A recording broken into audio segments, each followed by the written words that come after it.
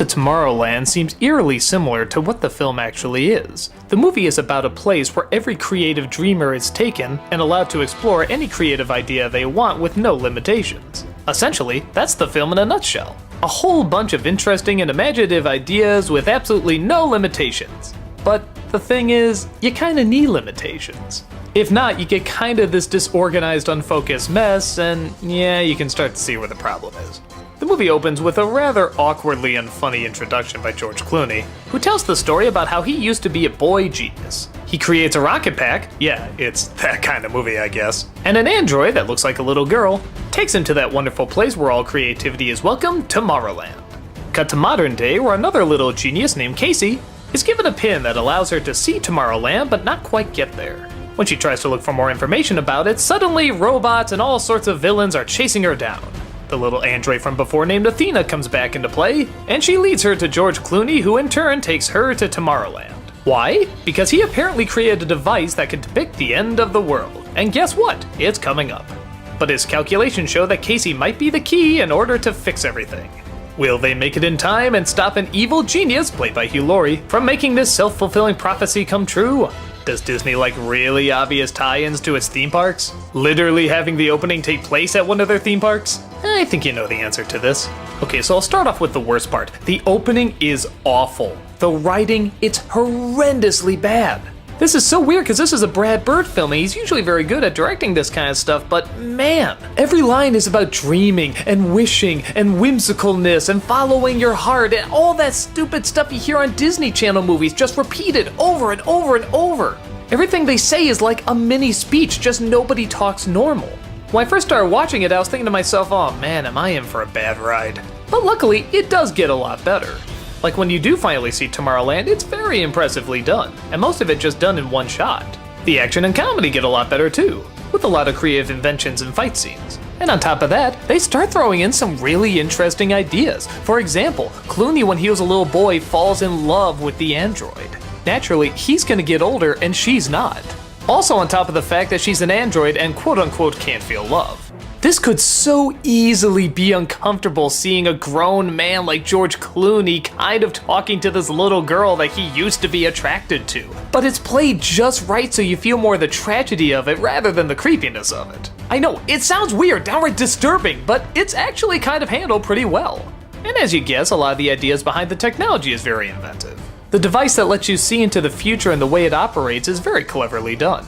Just watching it, you get a feeling like you could handle it. I love movies that work that way, like you feel like you could actually kind of operate these things. In the trailers, they show Tomorrowland, and it looks grand and phenomenal, but in the movie, that's all you see.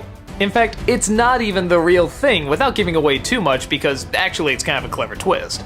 But when you do actually get there, it's very empty and lifeless. I know that's the point, but wasn't the whole focus of this movie to see Tomorrowland? We get one incredible long tracking shot and that's it. It's cool, but that's the name of the movie, Tomorrowland. It should look awesome.